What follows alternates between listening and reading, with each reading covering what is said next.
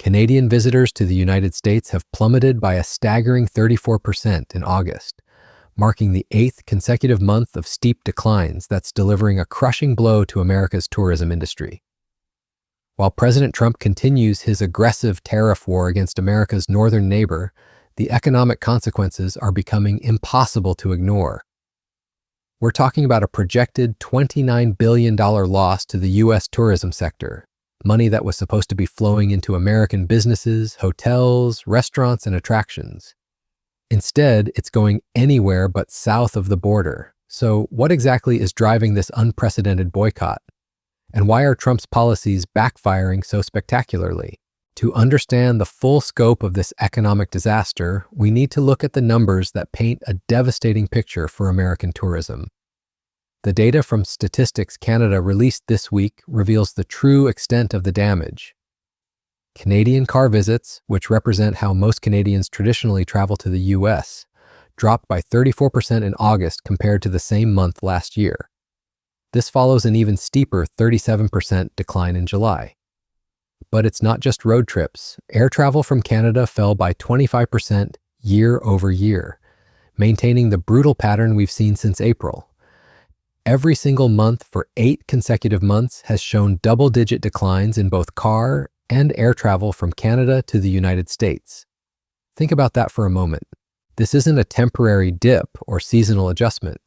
This is a sustained, deliberate economic rejection of American destinations that's been building momentum for nearly 3/4 of a year. Recent polling data shows a dramatic shift in how Canadians view their southern neighbor, with new surveys revealing fundamentally changing Canadian attitudes toward American trade and tourism. 43% for the Liberals, still pretty good. And the kicker is on the preferred prime minister number, right? Like Mark Carney being ahead by like 20 points. And I think that's the real story. For Pierre Poilievre, he has to start to build his personal brand to be more competitive with Mark Carney because Pierre Poilievre is trailing his own party. How do issues factor into it? Because there's a lot of conversation right now happening. I know at caucus that they're gathered in Edmonton, at cabinet last week. The scale of this boycott becomes even more striking when you consider which states are being hit the hardest. The top 5 destinations for Canadian visitors last year were Florida, California, Nevada, New York, and Texas, exactly the kind of tourist-dependent economies that rely heavily on international spending. Florida alone received 3.3 million Canadian visitors in 2024, accounting for 3 times more visitors than any other single country. Las Vegas, which welcomed 1.4 million Canadians last year, making them the largest source of international visitors, is now scrambling to salvage the relationship. The city recently sent a delegation to Vancouver specifically to try to woo back Canadian travelers. As Steve Hill, CEO of the Las Vegas Convention and Visitors Authority, admitted to reporters, "A portion of our friends in Canada are not happy with us right now. We want them to come back, but we understand they may not be ready to do that." What makes this situation particularly devastating for the U.S. economy is that Canadians aren't just the largest single source of international visitors, they're also among the highest spenders. Canadian tourists spent $20.5 billion in the United States in 2024, with 20.4 million Canadians visiting the country. That's massive economic activity that's now evaporating at an alarming rate. Travel in the opposite direction is also declining, though far less severely, with 5% fewer Americans driving to Canada and 4% fewer flying in August, compared to a year ago. This asymmetry tells us everything we need to know about who's really driving this economic confrontation. The Canadian boycott isn't happening in isolation. It's part of a coordinated response to Trump's aggressive trade policies that began the moment he took office in January. The president didn't waste time implementing his campaign promises, announcing 25% tariffs on Canadian goods, and repeatedly suggesting that Canada should become the 51st U.S. state. These weren't diplomatic negotiations, they were economic threats delivered with characteristic Trump bombast.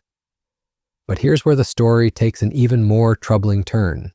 Legal experts are now questioning whether Trump even has the constitutional authority to implement these sweeping economic measures. Yeah, and really simply, the founding document in the United States is our Constitution. And the Constitution specifically says that the power to tariff rests with Congress. So that is their power. Congress gave some of that power to the president under really specific laws. The one law that they didn't give the president that power is under his emergency powers. And so President Trump is the first president to ever use this emergency power in an attempt to implement tariffs. And he did it in a way that is contrary and at odds with all of the other statutes and laws that were passed by Congress to do tariffs. So it's pretty simple. It's an abuse of an emergency power in a way that Congress didn't intend. And therefore, all of those actions are unconstitutional. The Constitution specifically grants Congress, not the president, the power to impose tariffs, and Trump's use of emergency powers to bypass this requirement represents an unprecedented expansion of executive authority. Despite these serious legal challenges, Trump's track record with the Supreme Court suggests he may prevail anyway. The president has brought more emergency cases to the High Court in his first 7 months than the Biden administration did in 4 years, and the conservative Supreme Court appears poised to back his approach. Well, this is, again, the president going through these emergency proceedings, and the court took this case up really, really fast. And we have to recognize that Donald Trump is on a massive win streak with these emergency docket cases going before the Supreme Court. In fact, he's won 17 of 23, and we know one is still pending. And a ruling just came down recently. So if this case is any indication of what we can expect in terms of success or failure, the president has a very good chance of actually getting a verdict in his favor in this case. And to be clear, if you compare what Donald Trump has done going through emergency dockets to get the case, to take these cases up quickly versus, say, what the last administration did, Donald Trump has brought more emergency docket cases than the Biden administration did in the entire 4 years. Donald Trump has brought more in the first 7 months in office than the Biden administration did in. The Canadian response has been swift, sustained, and increasingly sophisticated. Recent polling shows that 68% of Canadians now think less of the United States following Trump's tariff announcements. But more importantly, they're putting their money where their mouth is. A Kantar survey conducted from June to July found that Canadians are leading the UK and France in boycotting American products, services, and travel due to Trump's tariffs. Meanwhile, Canadian officials are facing their own economic pressures at home. Finance Minister François-Philippe Champagne recently acknowledged that current government spending levels are unsustainable, noting that Canadians have been tightening their belts and are expecting their government to respond with equal fiscal responsibility. Champagne and other cabinet ministers huddled in Toronto for days of meetings with Prime Minister Mark Carney, preparing for the fall session of Parliament in less than 2 weeks. Repeating what the Prime Minister stated earlier in the week, Champagne says the current level of spending is not sustainable. Folks at home have been tightening their belt for quite some time. They said, if I do it, the government has to do it as well. So having a leaner and more efficient government to provide services to Canadians, that is needed as you're looking to rebuild this nation for the 21st century. Well, you will find adjustments because you have to take it, when you look at these things, you have to look at the trend. We've been adding a lot of people over the last few years, during the COVID period. So you're looking at adjusting. But at the same time, the point is really about using technology, delivering better services, making sure that Canadians find value for money. And it's about time that we are straight with Canadians. Canadians understand that. I want to be straight with Canadians. Prime Minister was straight yesterday.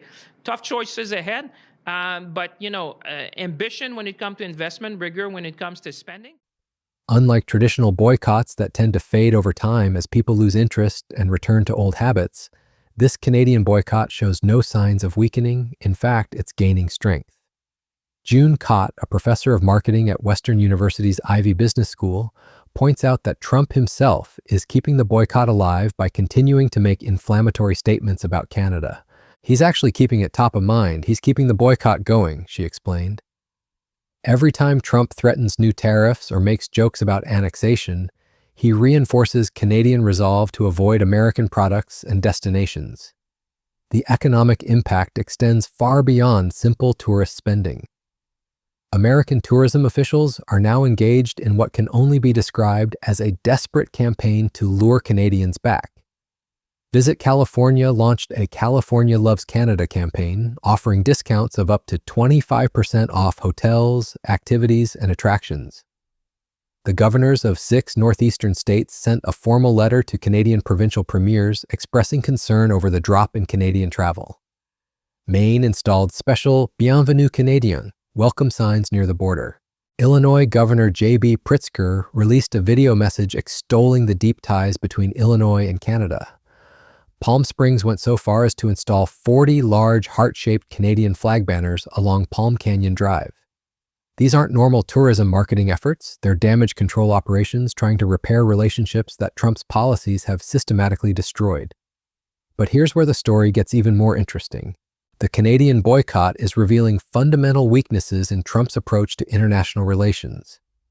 The president and his team have responded to Canadian economic retaliation by calling Canadians mean and nasty. U.S. Ambassador to Canada, Pete Hoekstra, told a Washington state audience that there are reasons why the president and some of his team refer to Canada as being mean and nasty to deal with, because of Canadian boycotts of American alcohol and travel. This response demonstrates a complete misunderstanding of cause and effect. Trump initiated an economic conflict with America's closest ally and largest trading partner, and now his administration is complaining about the predictable consequences. The irony is particularly rich given that Trump himself has repeatedly called for boycotts of companies he disagrees with. Throughout his political career, he's encouraged Americans to boycott everything from Harley-Davidson to the NFL. Yet when Canadians use the same tactic in response to his economic aggression, suddenly it's mean and nasty. This double standard reveals the fundamental weakness in Trump's negotiating strategy. He can dish it out, but he can't take it when other countries respond in kind. The broader economic implications are staggering. The U.S. Travel Association estimates that even a 10% reduction in Canadian tourism would result in a $2.1 billion drop in spending and the loss of 14,000 American jobs. We're already well past that threshold, with declines of 25-34% depending on the mode of travel. An expanded trade war that includes Canada, Mexico, China, and Europe could result in a $22 billion loss in tourism revenue from international visitors, according to Tourism Economics. These aren't abstract numbers. They represent real jobs, real businesses, and real communities that depend on international tourism. The human stories behind the statistics are equally telling. Lorna Hunt, CEO of the tour company Great Canadian Holidays, reports that most of her U.S. tours are now dead in the water because Canadian customers have backed out. The anger is not with the American people, she explains. The anger is with Donald Trump, and the feeling is that if he is going to go to war with Canada, something we never asked for, an economic war, then why on earth would they spend a nickel in the United States when they don't have to? This sentiment is being echoed across Canada, where consumers are actively seeking out Canadian alternatives and adopting an anything but American mentality when Canadian options aren't available. The boycott has also taken on cultural and political dimensions that extend far beyond economics. Canadian Prime Minister Mark Carney initially encouraged Canadians to spend their money domestically rather than in the United States. It might mean changing your summer vacation plans to stay here in Canada and explore the many national and provincial parks, historic, owl sites, and tourist destinations our great country has to offer, Carney said in February. While Carney has since lifted many retaliatory tariffs in what he described as a peace offering during trade negotiations, Canadian consumers haven't followed suit. Many Canadians view the boycott as a matter of principle that transcends whatever deals their politicians might make. The staying power of this boycott is unprecedented. Traditional consumer boycotts typically fade as people lose interest and return to familiar habits. But this Canadian boycott is different. It's sustained by continuous reinforcement from Trump's own actions and statements. Every time he threatens new tariffs, like the 35% tariff on Canadian goods he announced for August 1st, he reminds Canadians why they started boycotting in the first place. The result is a self-perpetuating cycle where Trump's aggressive rhetoric fuels the very economic retaliation that's damaging American interests. What's particularly striking is how organized and sophisticated this grassroots response has become. Canada's largest grocery chain, Loblaws, now puts special red labels on products produced in Canada to help consumers make informed choices. A spring survey found that a majority of Canadians are actively buying more Canadian goods. The Buy Canadian movement has intensified, with 71% of Canadians saying they plan to buy fewer U.S. products. This isn't just about avoiding American vacations, it's about systematically restructuring consumption patterns to reduce dependence on American products and services. The boycott is also revealing interesting political dynamics. Unlike traditional politically motivated boycotts that are typically associated with left-wing views, this Canadian boycott crosses ideological lines. Both left-wing and right-wing Canadians are participating, united by a shared sense that Trump's treatment of Canada is unacceptable. This broad-based participation makes the boycott much more powerful and sustainable than typical partisan consumer activism. For American businesses, the implications are severe and long-lasting. Consumer surveys indicate that this shift in Canadian behavior could have lasting effects on U.S. companies even after tariffs are resolved. Some Canadian travelers are not just postponing trips, they're fundamentally changing their vacation preferences. Families who used to regularly visit Florida are now looking at Costa Rica. Canadians who previously shopped across the border are discovering domestic alternatives they prefer. Once these new patterns are established, they're difficult to reverse. The tourism industry is particularly vulnerable because it depends on consumer discretion and emotional connection. Unlike trade in essential goods, tourism is entirely optional. When consumers feel unwelcome or treated unfairly, they simply go elsewhere. The damage to America's reputation as a welcoming destination for international visitors extends beyond just Canadians. Trump's aggressive rhetoric and policies are sending a message to travelers worldwide that the United States doesn't value international visitors. Trump's approach to this crisis has been characteristically counterproductive. Instead of acknowledging that his policies created the problem, he's doubled down with threats of even higher tariffs. Instead of trying to repair relationships with America's closest ally, he's complained about Canadian nastiness. This response virtually guarantees that the boycott will continue and potentially intensify.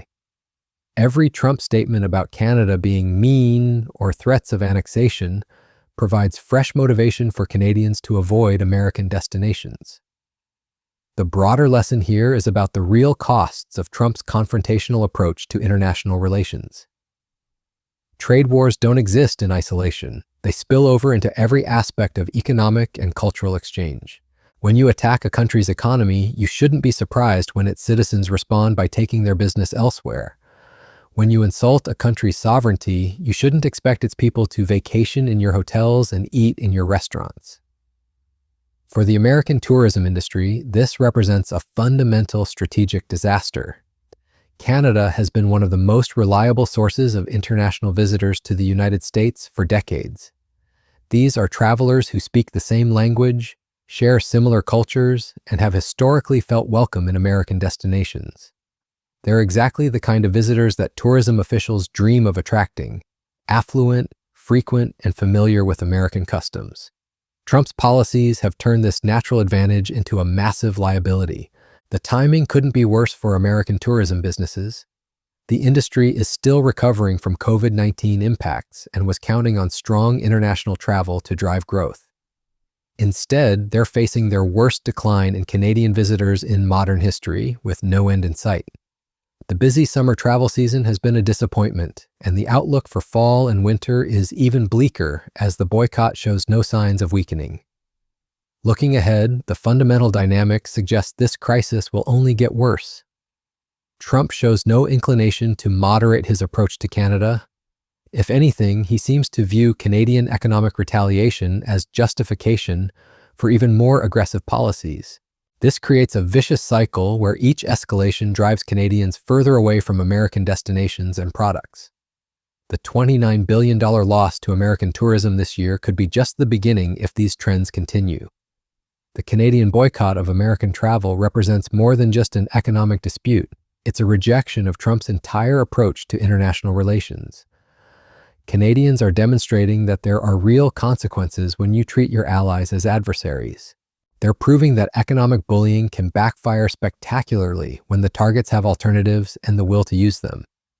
Most importantly, they're showing that Trump's America First policies are actually putting America last in the minds of consumers who have choices about where to spend their money. For American workers in the tourism industry, for business owners who depend on international visitors, and for communities that have built their economies around welcoming foreign travelers, Trump's trade war with Canada is an unmitigated disaster. The president promised that trade wars were easy to win, but the Canadian boycott proves that the opposite is true. When you start an economic fight with your best customer, don't be surprised when they take their business somewhere else. And in this case, that's exactly what's happening, to the tune of billions of dollars and thousands of American jobs.